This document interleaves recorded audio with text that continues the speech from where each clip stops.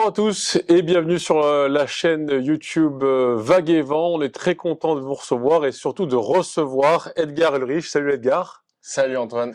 Très content de recevoir Edgar puisque Edgar est le seul Français qualifié pour le Red Bull King of the Year. Alors Edgar, comment est-ce que tu as appris la nouvelle et qu'est-ce que ça fait d'être qualifié? J'étais pile en train de rentrer de Sicile. J'allais à la cérémonie de remise de diplôme de ma sœur. Donc voilà, super nouvelle pour elle qui a une super remise de diplôme au bout de 3 ans. Je suis dans l'avion, je sors de l'avion, j'ai la nouvelle qui tombe par mail. J'étais trop content. Et voilà, donc on était pile en famille pour un peu fêter ça. Donc c'était cool et j'en ai bien profité. Du coup, tu as pris un passager dans l'avion pour montrer ta joie. Tu as pris quelqu'un dans l'avion, t'as crié dans l'avion. Non, j'ai tout gardé pour moi. Et dès que je suis rentré à la maison avec la famille, c'est bon, je suis qualifié, j'ai sauté de joie. Est-ce qu'on peut rappeler peut-être le processus pour se qualifier du coup pour le Red Bull King of the Year? Ouais. Donc c'est des vidéos que vous devez faire en fait et il y a un jury qui vous sélectionne. Hein. Exactement, en fait, on fait des vidéos vraiment type des hits de compétition. Donc c'est vraiment, on va montrer ses meilleures figures qui vont elles être notées un petit peu et du coup ça donne un classement et la tête de liste de ce classement sont sélectionnées pour le Red Bull King of the Year. Donc pour toi c'est la deuxième participation après donc l'année dernière. C'est le plus gros événement de kitesurf au monde. On parlait entre 4000 l'année dernière personnes sur la plage en période de Covid jusqu'à quasiment 10-12 000 les autres éditions. Ça fait quoi d'être qualifié pour cet événement du coup?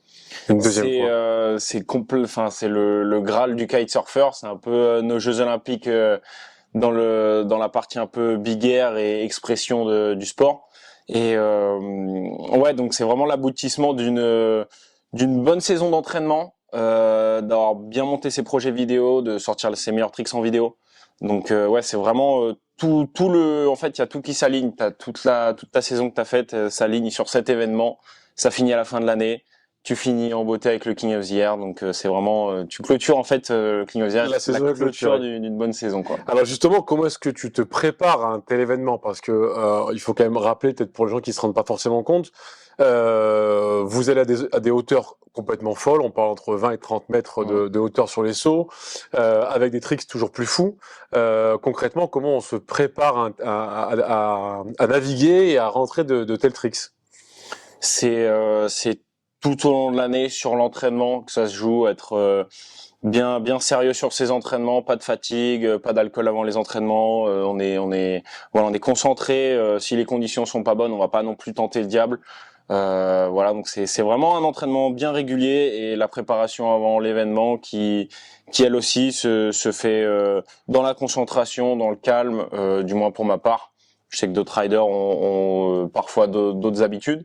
Vraiment, on vient chercher la bulle autour de soi où on se sent bien. Et c'est comme ça qu'on est le mieux préparé pour cet événement. Pour rentrer un nouveau trick, on sait que dans différents sports extrêmes, comme par exemple le VTT ou même en skate, les riders vont dans des bacs à mousse souvent pour s'entraîner. Ça n'existe pas en kite. Concrètement, si on prend un trick concret, un des derniers tricks à la mode, le double loop par exemple, ou le S-loop, comment est-ce que vous vous entraînez? Enfin, comment tu t'es entraîné toi? Pour le rentrer et surtout la première fois que tu l'as envoyé, qu'est-ce qu'on ressent parce que ça va être quand même particulier quoi. Il n'y a pas de filet là. Ouais, on n'a pas trop de droit à la très grosse erreur, on va dire quand même, parce que même si on tombe dans l'eau, l'eau quand on arrive très très vite, c'est un peu du béton et les chocs te scotchent un petit peu assez vite dans l'eau. J'ai la chance de faire pas mal de snowkite. Et en snowkite, j'ai appris les double loops, j'ai appris les S-loops. Là, en snowkite, c'est au-dessus de la neige, c'est encore un peu plus dangereux, mais par contre, j'arrive à prendre 50, 60 mètres de haut, donc j'ai un peu le temps de réagir. Et donc ouais, en snowkite, j'ai pu apprendre plein de figures, les S-loops avec des rotations, des trucs comme ça. Et voilà. Du coup, est-ce qu'aujourd'hui, quand tu vois qu'il y a un top rider qui sort une nouvelle vidéo, est-ce qu'il y a l'appréhension de se dire, ah punaise, il sort encore un nouveau trick, il va falloir que je l'apprenne? Est-ce que c'est un peu ça? Exactement ça. C'est exactement ça. On en arrive même au point où il y a quelques riders qui veulent plus trop montrer leurs vidéos justement pour pas essayer de pousser d'autres riders parce qu'en fait c'est une motivation infinie. T'as un mec qui fait un truc, t'as envie de surenchérir, puis toi tu re-surenchéris et ça n'arrête jamais. Ça n'arrête jamais. Comment tu perçois justement aussi l'évolution du big air et donc de l'event en lui-même parce que Je me suis amusé à regarder ta vidéo d'entrée de qualification d'il y a 2 ans, 2020, où avec des tricks, on va dire, qui aujourd'hui ne vaudraient pas grand-chose. Donc le sport a vraiment énormément évolué en peu de temps, avec justement donc ces double loops, ces S-loops, etc. Est-ce que tu trouves que le sport va dans la bonne direction? Est-ce qu'on n'est pas en train un peu trop de le complexifier un peu? Forcément, on le complexifie. Forcément, ça rajoute du risque, ces nouveaux sauts avec 2 rotations de l'aile. Mais après, quand les conditions sont fortes et qu'elles sont assez stables, il faut y aller. C'est technique de tourner 2 fois avec l'aile aussi qui tourne 2 fois. Et enfin, c'est là où on complexifie encore. Donc forcément, ouais, c'est un tournant vraiment un peu plus dangereux, un peu plus risqué. Mais on est dans un sport extrême, on aime ça et bon bah maintenant faut y aller. Donc ouais, le sport prend vraiment un tournant et même les rotations, on rajoute toujours plus de rotations, les rotations avec la planche maintenant, vraiment on s'arrête pas. Et ouais, en fait, je pense que le monde du big air a été entièrement vraiment médiatisé beaucoup cette année et ça a amené 2 nouveaux riders et ça se concentre sur les nouvelles figures et c'est en train d'exploser. C'est en train d'exploser. Pour ce Red Bull King of the Year, donc qui, je le rappelle, aura lieu donc du 24 novembre au 9 décembre. Enfin, donc, du coup, c'est la waiting period. Quel keeper, du coup, donc chez Duotone, avec quel keeper tu pars pour la compétition? Moi, cette année, vous savez sûrement que l'année dernière, je raidais tout en Evo SLS. Et cette année, j'ai refait quelques ajustements matériels. Je voyais les autres riders qui montaient encore un petit peu plus haut en rebelle. Du coup, je suis reparti tout apprendre mes nouveaux tricks sur des nouveaux kites, les rebelles SLS. Et je pense que c'est vraiment le kite qui peut nous faire gagner le quota cette année. Et la seule motivation qui fait que tu passes sur la Rebelle SLS, c'est que par rapport à la hauteur. Au hang time, on sait que la Rebelle, c'est une de ses grosses forces. Ouais. Mais c'est vrai que ce qui peut nous surprendre, entre guillemets, nous, riders communs des mortels, c'est que la Rebelle est pas forcément dans nos têtes vouée à tourner, notamment dans les loops, assez rapidement. Mais pour vous, là-dessus, il n'y a pas de souci, quoi. Elle tourne très très bien. Et bah exactement, c'était un peu le problème que j'avais avant. J'aimais pas trop la Rebelle parce que j'avais pas ces sensations extrêmes d'un kite loop qui tire et le sentiment de savoir vraiment où était mon kite pendant le loop.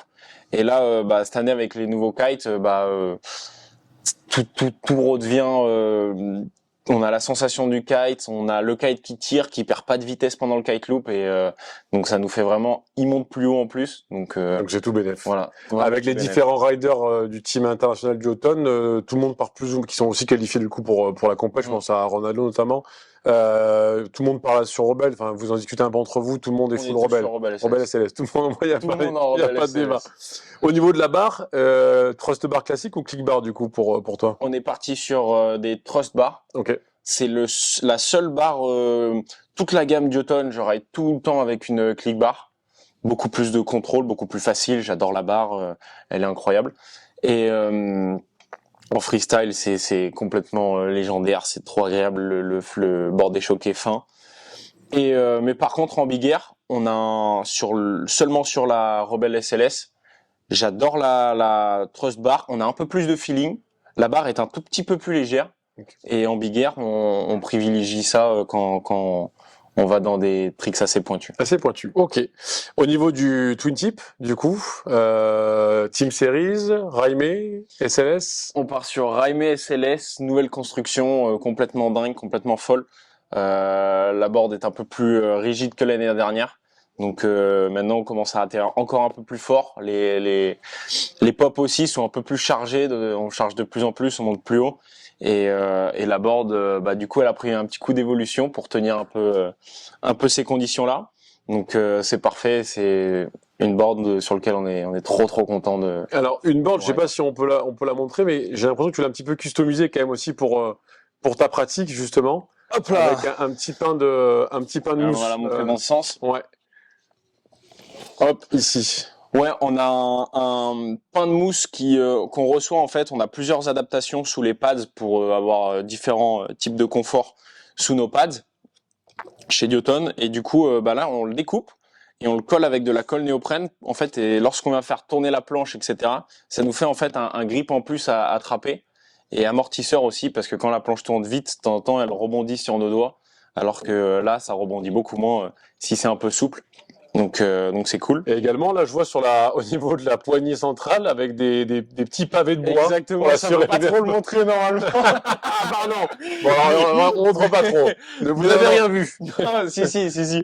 Mais, ouais, des petites surélévations au niveau de la poignée pour quand on la fait tourner, avoir plus de place pour prendre la poignée à la main. Et la faire tourner en se prenant un peu moins la tête. Ok. Non, mais c'est intéressant de voir les petits tips quand même des pro Si vous voulez riders. piquer mes tips, c'est là. pour se qualifier pour le prochain quota.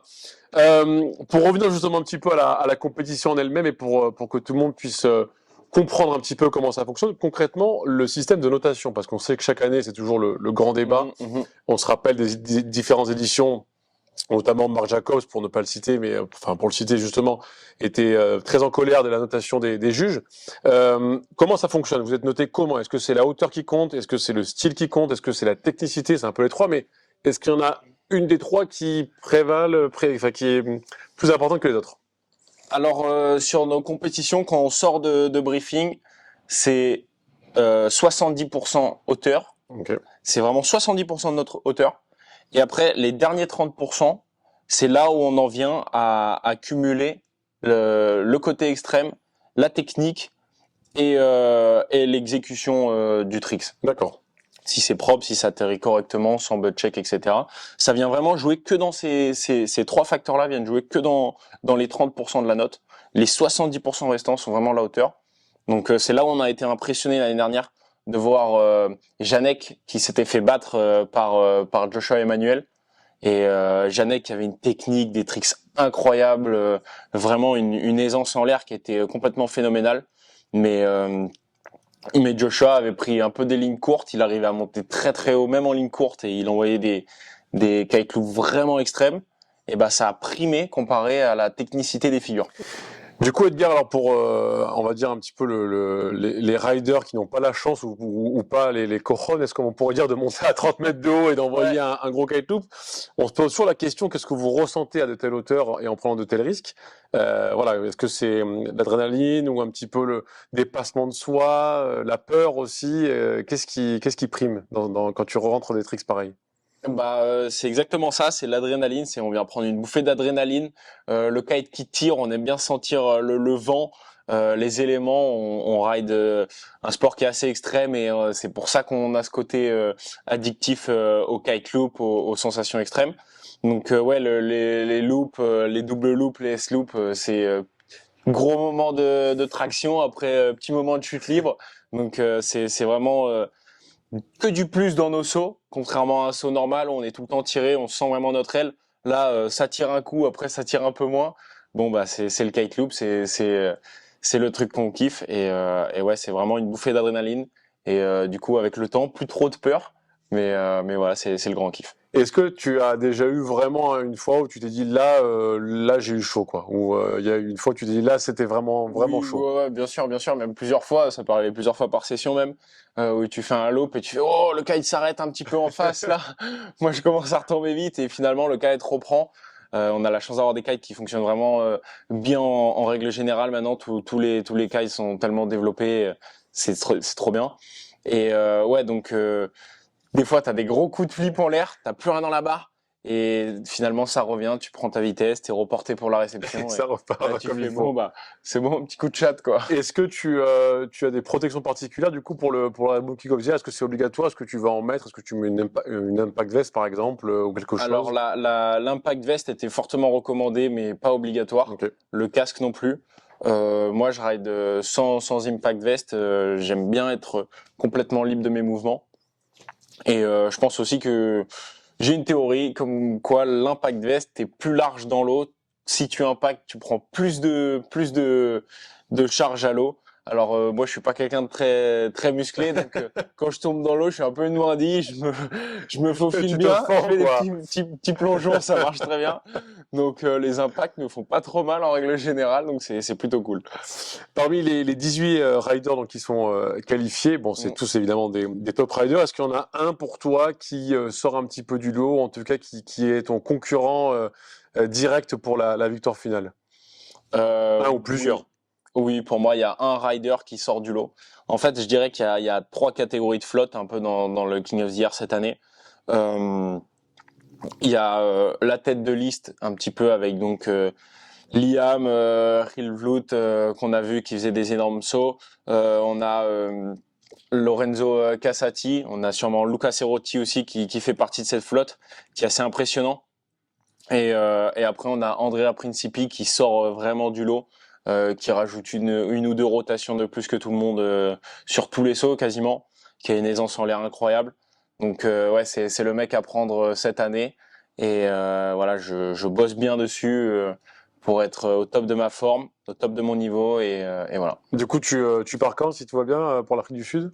Aucune idée, j'ai pas encore pris mes billets, ça va dépendre vraiment de la météo qu'on a un peu en Europe.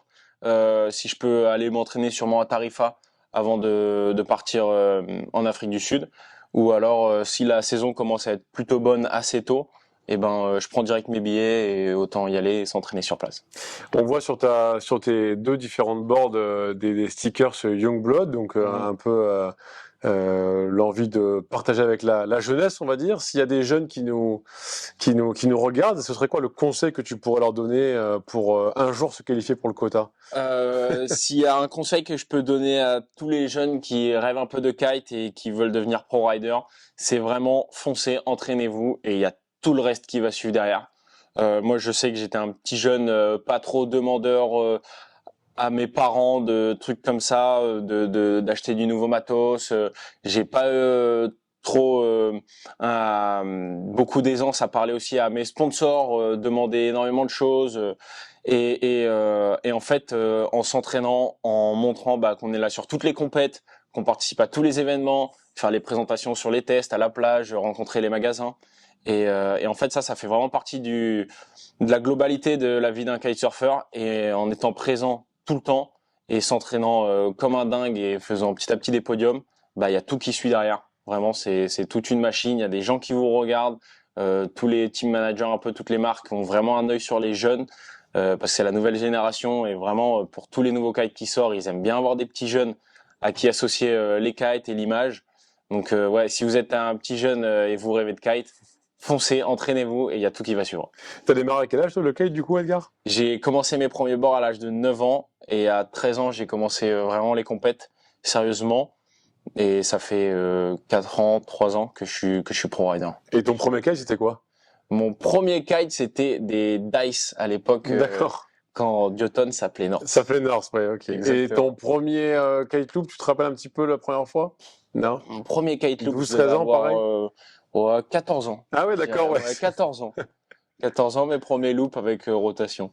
Ah oui, ouais, donc c'était Bon, quand même... c'est venu quasiment dans la même session. Ouais, d'accord. On n'a pas tous la même aisance.